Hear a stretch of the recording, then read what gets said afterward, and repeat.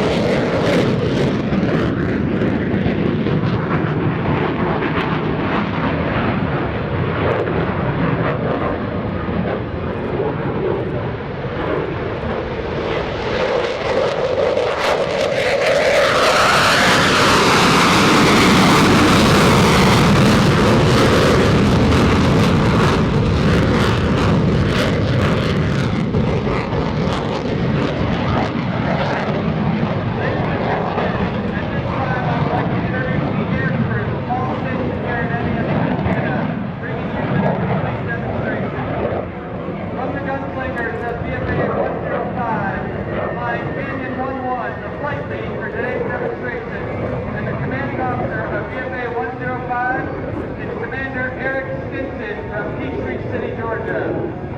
His wingman today, flying Canyon 12, is Lieutenant Commander John Keith from Kenilworth, Illinois. At the control, highlighting the remarkable agility of the Super Hornet. Watch from your right.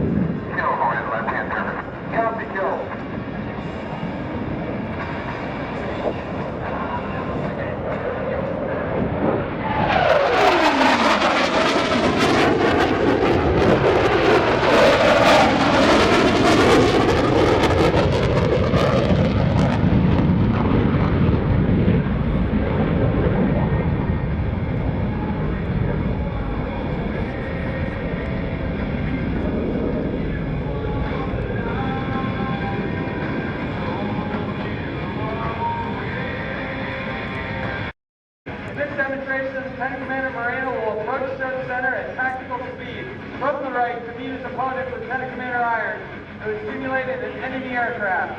As they cross flight paths, Lieutenant Commander Moreno and Lieutenant Commander Irons will take the fight into the vertical to demonstrate the superb vertical handling capabilities of the Super Hornet.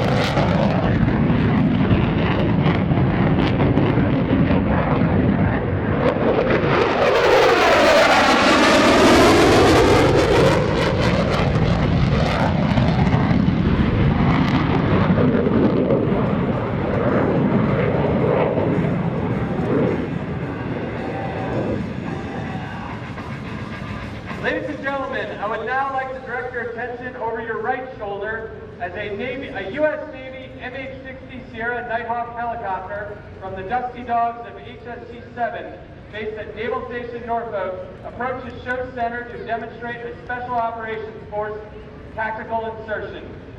The MH-60S Knighthawk is a highly versatile multi-mission helicopter capable of executing both maritime and land-based missions that include combat search and rescue, vertical replenishment, anti-surface warfare, special operations forces support, and personnel recovery. In today's demonstration, the Dusty Dogs will show you techniques used by fleet aviators in both training and actual combat. They will circle the hot landing area and do a simulated drop of Special Operations Forces. Flying the helicopter today in Dusty 4-1, Lieutenant Commander McKnight, hailing from Fairfax Station, Virginia, and Lieutenant Stoas from Knoxville, Tennessee. Their combat air crewmen for today's demonstration are Naval Air Crewman 2nd Class Harlow from San Diego, California, and Naval Air Crewman 2nd Class Snyder from Honolulu, Hawaii.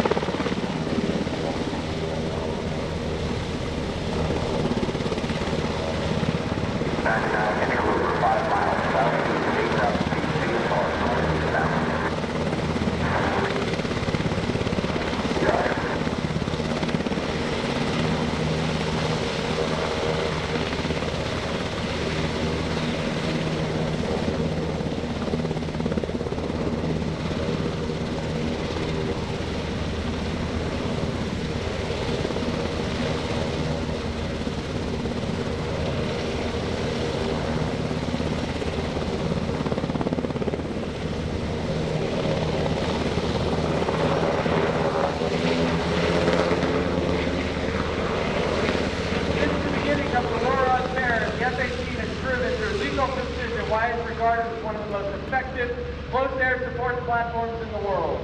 In the next demonstration, Commander Stinson, Lieutenant Commander Stephen Moreno, and Lieutenant Bonner will demonstrate how the F-18 is utilized to bring weapons to bear on enemy ground forces that are engaging our notional Special Operations soldiers that have been inserted into a hot landing zone. Let's just listen now as Joint Terminal Air Controller, call sign Spartan 55, calls in for Super Hornets to take out the threat. Station 1-1, this is Spartan 55. Spartan 55, Canyon 1-1, Super Hornet checking in at flag. Canyon 1-1, troops in contact will take fire from multiple positions. Have a high threat environment, target area with multiple surface air threats. Be type 2 control bomb on target. Mod 9 line to follow. Line 4, 7 feet. Line 6, 180 Victor Foxtrot 077751. Request 2 bombs each aircraft. Final attack heading 230 plus or minus 10 immediate COD. 1-1, line 4, 7 feet. Line 6.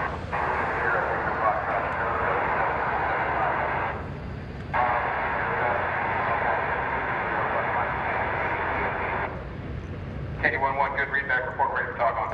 Ready for talk on. Canyon 1-1 at the midpoint of a long southwest northeast running runway, you'll see a white building oriented north-south. Call chart contact. Chart contact. From the white building, your target is enemy troops in the tree line 300 meters southwest of that building. Chart contact, please. Copy, continue.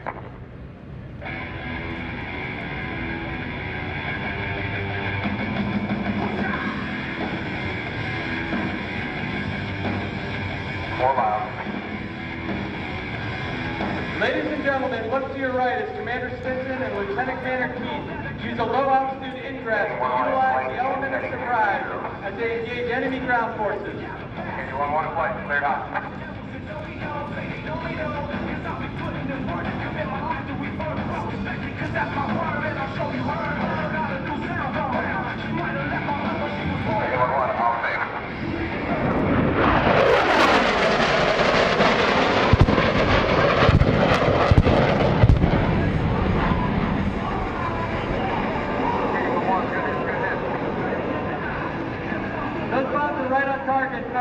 Now there are enemy reinforcements moving in. Listen now as the JTAC calls in Lieutenant Commander Moreno and Lieutenant Bonner from your left to engage the new threats of pop attacks. You'll see both fighters come in low, then pop up to get a quick look at where the enemy is positioned, then roll into attack. Okay, 2-1, Spark 5-5, go to check it. Spark 5-5, 2-1, Spark 2 Hornets, checking in as frag, contact me. Copy, KD-2-1, enemy reinforcements have moved in from the northeast. Your target is gathering of enemy troops 300 meters north of KD-11 hit. Request 1 bomb, each aircraft, final attack heading 050 plus or minus 10, immediate DOT. 050 plus or minus 10 degrees, immediate 2-1.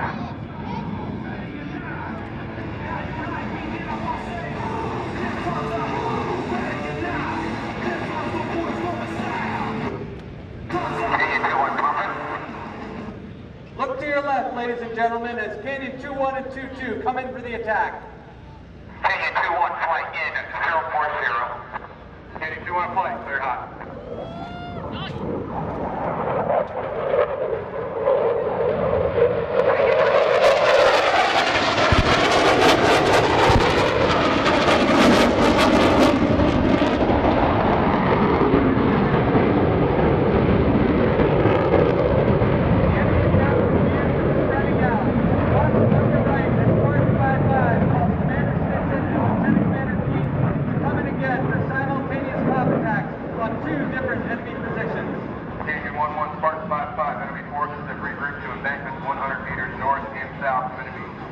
Friendly position. Request 1 bomb per aircraft. Danger close. Direct command initials Tango November Golf. Immediate DOT expedite. Tango 1-1, 1 bomb per aircraft. Danger close. Ground command initials Tango November Golf.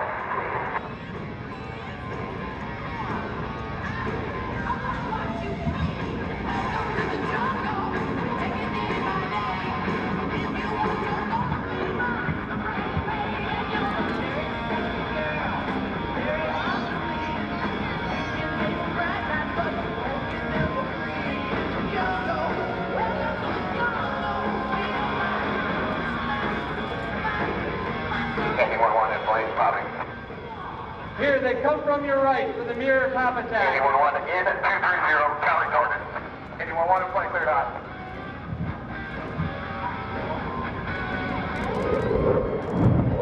Anyone want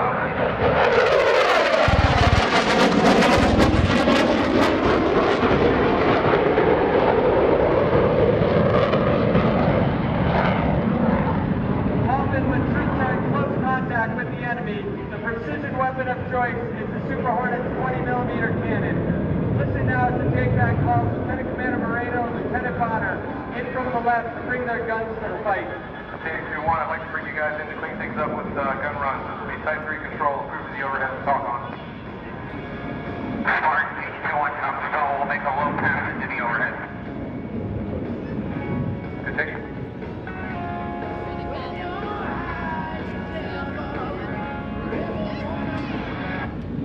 Coming in from your left now, Lieutenant Commander Moreno and Lieutenant Bonner will circle overhead the target area to get eyes onto the enemy positions for precision strafe attacks.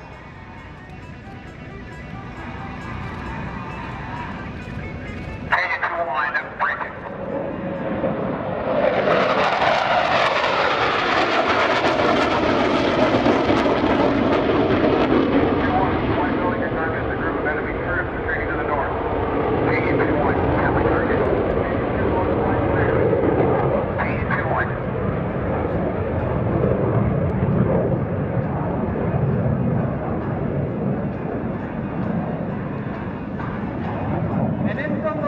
Precision strafe attacks from the Super Hornets.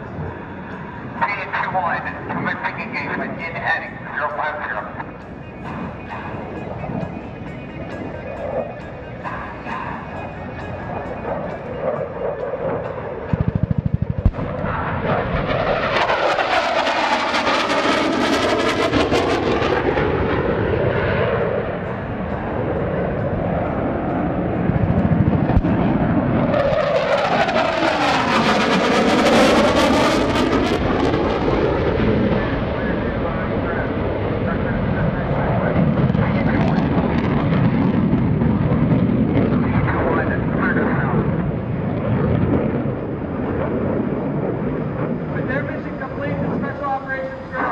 Are now calling for a Knighthawk helicopter extract.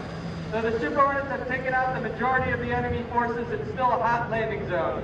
To meet that contingency with lethal response, the Knighthawk is capable of being armed with both 7.62-inch and 50 caliber machine guns, up to 8 Hellfire air-to-surface missiles or rockets, and a 20mm cannon. As Dusty 4-1 approaches the extract point, they'll demonstrate the pattern used to employ rockets and guns on the remaining enemy targets, then extract the Special Operations Forces. Dusty 4-1, this is Spartan 5-5, ready for exfil, however, still have a hot LZ. 5-1 to follow, type point control, bomb on target, rockets. My location, 180 Victor Foxtrot 077751, target location northwest 300 meters, troops in the open, marked by white, building oriented east-west. Final attack heading 230, plus or minus 10, TUC immediate. Dusty 4-1, copy all, pushing. Ladies and gentlemen, watch as Dusty 4-1 approaches from your right. Remaining low for cover, you'll see the aircraft accelerate before popping up for altitude to prosecute their attack, then land to extract friendly Special Operations Forces. Dusty 4-1, copy. Continue.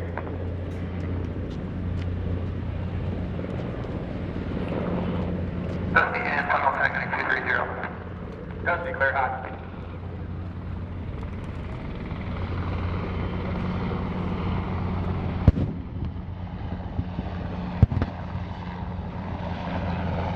Dusty, good hit.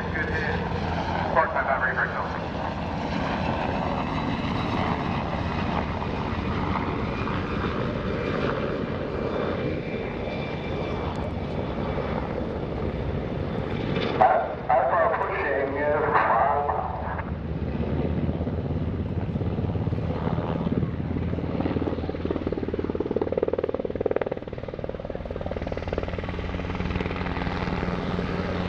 Combat missions can often last upwards of 7 hours and require aerial refueling to maximize on-station time. The reality of combat, every carrier-based figure must be able to perform the complex task of receiving fuel airborne day or night under any conditions.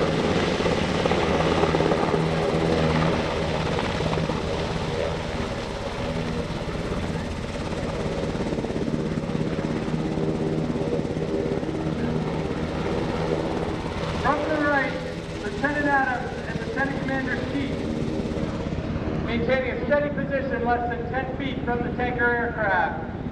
The Super Hornet air-to-air refueling demo.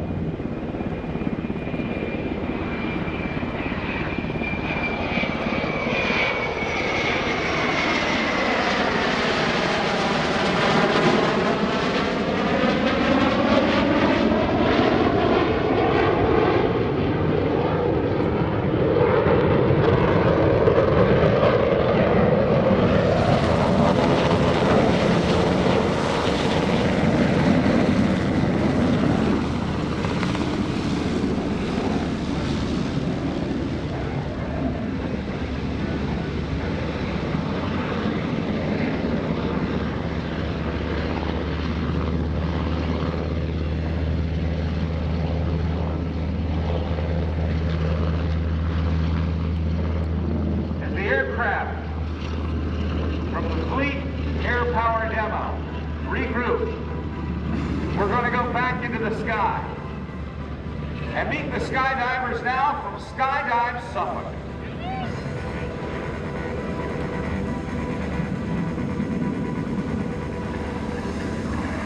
Our jumpers today will be Nick Grillet, Noah Bonson, Brad Cole, and Eddie Henny. As a matter of fact, they're all about 85 square feet. That gives them a forward speed of in excess of 40 miles per hour. So rather than seeing a touchdown, a tiptoe touchdown for accuracy, their landings will be run-on. You'll also be able to see them do hook turns, high overhead, almost directly overhead. We should see jumpers away here very, very shortly as they proceed over that cloud. I think they'll jump when they clear the cloud. We'll see them as they come out on the left of that cloud. They don't want to jump if they can't see the target. 3, 2, 1. Jumpers are away. We should see smoke shortly. And the canopies will be moving very, very rapidly. By the way, we also saw some canopy relative work during the Black Daggers jump when the American flag was being brought in. I've got canopy 1, I can see 2.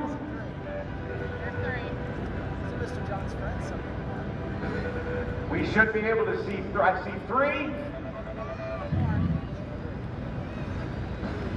Looking for the 4th.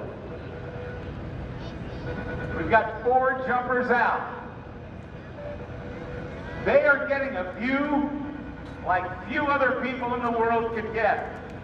By the way, if you're interested in possibly doing something like this, they do tandem jumps at Skydive Suffolk. And it's a one-of-a-kind experience. They have expanded operating hours, providing tandem jump opportunities Wednesday through Sunday every week. Visit the website at skydivesuffolk.com for hours, information, and to book your skydiving experience online. I've had the incredible privilege of jumping 3 times in a tandem jump. The first 2 times it was sensory overload. The 3rd time, I kind of got a feel for what was going on, and the view over Florida that I saw from 12,500 feet was absolutely breathtaking.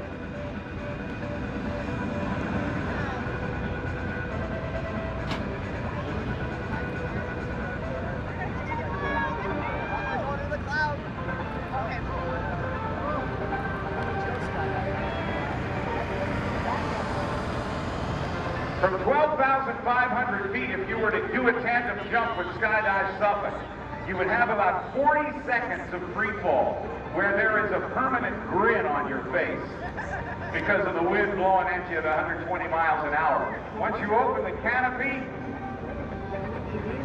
then you slow down to about 22 miles per hour. Let's watch these guys. All right, Virginia Beach, Oceana. Let's make some noise for these guys as they come in.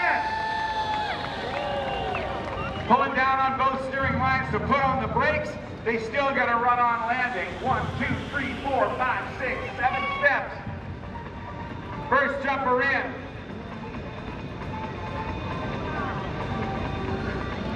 Two jumpers still high overhead. You can see how fast they're coming in.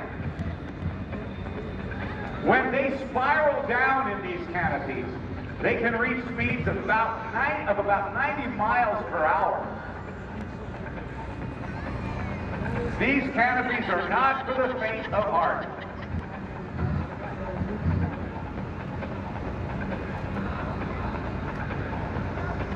But with these 4 jumpers,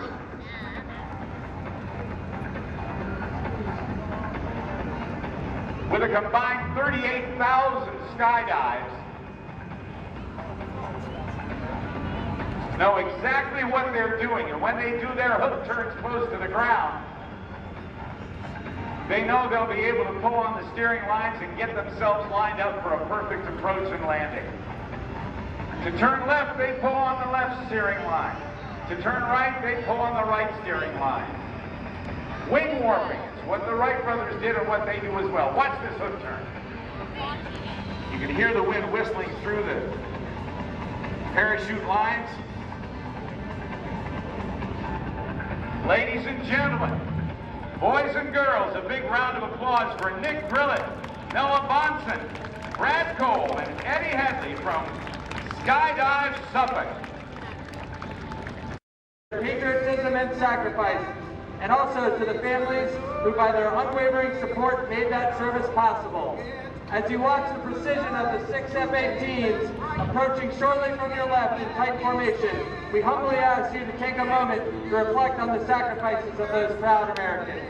From the left, the fleet flyby. God bless the USA.